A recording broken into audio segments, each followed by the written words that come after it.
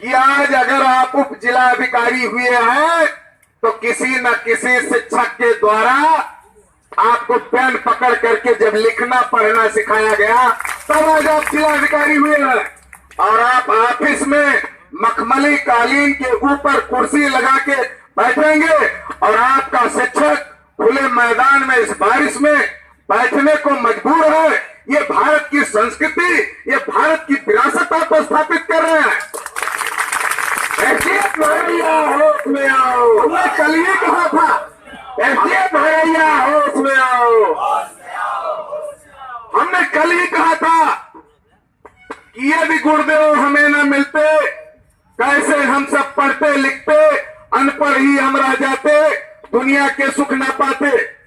और कहीं न कहीं ये शिक्षक हमको संस्कार सिखाते हैं, इसलिए संस्कार के दायरे में लड़ाई लड़ रहे हैं एसडीएम साहब। बाकी आपको पता है कि अभी पैरा मेडिकल छात्रों को लेकर के जब जिलाधिकारी कार्यालय पर 150 बच्चों के साथ बैठने का काम मैंने किया था तो आपके एडीएम महोदय यहाँ पर धरना नहीं होगा, यहाँ पर धरना नहीं होगा, यहाँ पर धरना नहीं होगा। और मैंने वह वीडियो वायरल किया था। मैंने कहा था कि धरना यही होगा, यही होगा, यही होगा। और आप उस धरने को एडीएम साहब वहां से हटा नहीं पाए थे। ये संस्कार का दायरा है। दूसरा उदाहरण दूंगा, इसी तहसील प्रांगण में उप जिलाधिकारी थे श्री दिनेश कुमार जी, और आपके तहसील प्रांगण में नहीं, आपके एसडीएम गेट पर मैंने बाढ़ प्रभावित क्षेत्रों के लिए 5 दिन भूख हड़ताल किया था और उन्होंने कहा कि यहां से धरना हटा लीजिए। हमने कहा तहसील में एक स्थान चिन्हित कर दीजिए कि धरना कहां दिया जा सकता है, अन्यथा आप हमें हटा दीजिए, यहां से हम हटने वाले नहीं। अगर आप अंतर्मन से मानते हो कि इस लड़ाई का प्रतिफल आपको भी मिलना है तो आजादी के उन सूरवीरों से सीखो। एसडीएम साहब वो भी किसी सरकार के कर्मचारी थे, लेकिन उन्होंने कह दिया था कि मैं भारतीयों के ऊपर गोली नहीं चलाऊंगा। और अपने शिक्षक साथियों से कहना चाहूंगा, ये राजनीति का बहुत बड़ा कुचक्र है। जिसे आप सत्ता दे देते हैं वही आपके लिए भस्मासुर हो जाता है।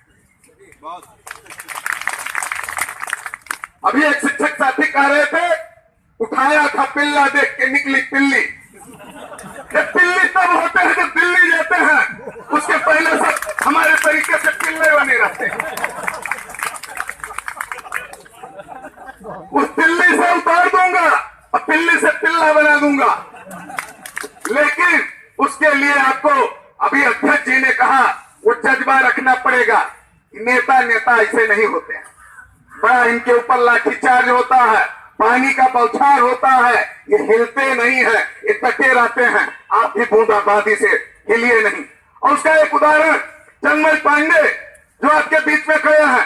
कल भी मैंने कहा था कि अगर चंद्रमय पांडे अभी 1 अगस्त से स्टाम्प ड्यूटी 550% बढ़ाई जा रही थी, जमीन की लिखाई 5 गुना बढ़ती, रजिस्ट्री के किसी दस्तावेज लेखक से पूछ सकते हैं। अगर रजिस्ट्री गेट पर सर में छोड़ करके लेटने का काम न किए होते तो ये सरकार स्टाम्प ड्यूटी वापस लेने का काम न की होती।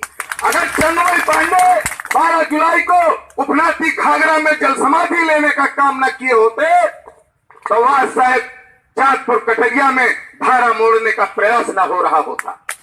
तमाम ऐसे कार्य हैं, तमाम ऐसे ज्वलंत उदाहरण हैं। वो कार्य ही नहीं है, वह कार्य ही इस बात के परिणाम है कि अभी 2017 में विधानसभा का चुनाव लड़ने वाला चंद्रमय पांडे जो 2000 वोट बमुश्किल पाया, वो आज आप जैसे श्रेष्ठ जनों का समय पा रहा है। आप उसे अपना सम्मान दे रहे हैं, अपना बेटा अपना भाई समझ करके उसे संबोधन का मौका दे रहे हैं। तो निश्चित तौर पर आप शर्म और हया छोड़ करके लड़ने का काम करोगे, आपको सम्मान मिलेगा, आपको पेंशन मिलेगा, आपको सारे अधिकार मिलेंगे।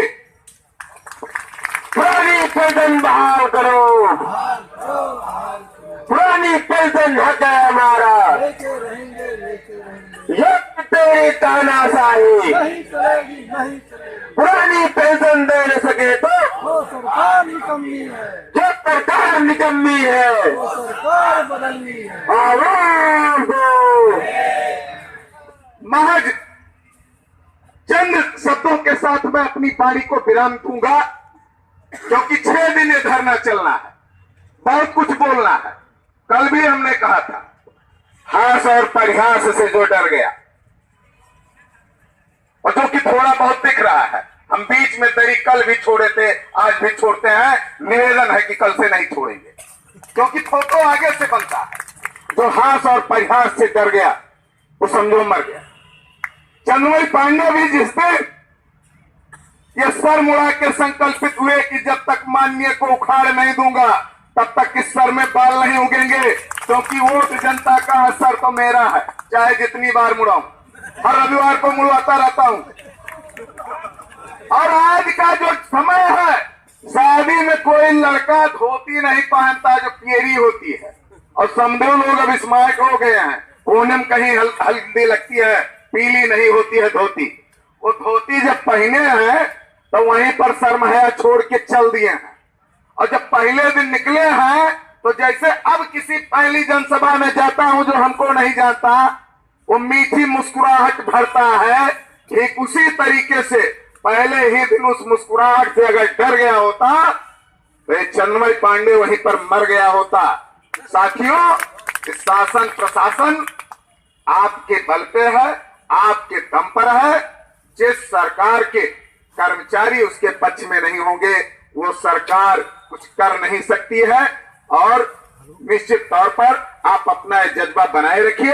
अध्यक्ष जी को बताना चाहूंगा कि मैं यहाँ केवल प्रतिनिधि के तौर पे, नेता के तौर पर नहीं, मेरा परिवार पूर्व से भी शिक्षक रहा है और वर्तमान में भी हम शिक्षक प्रतिनिधि हैं।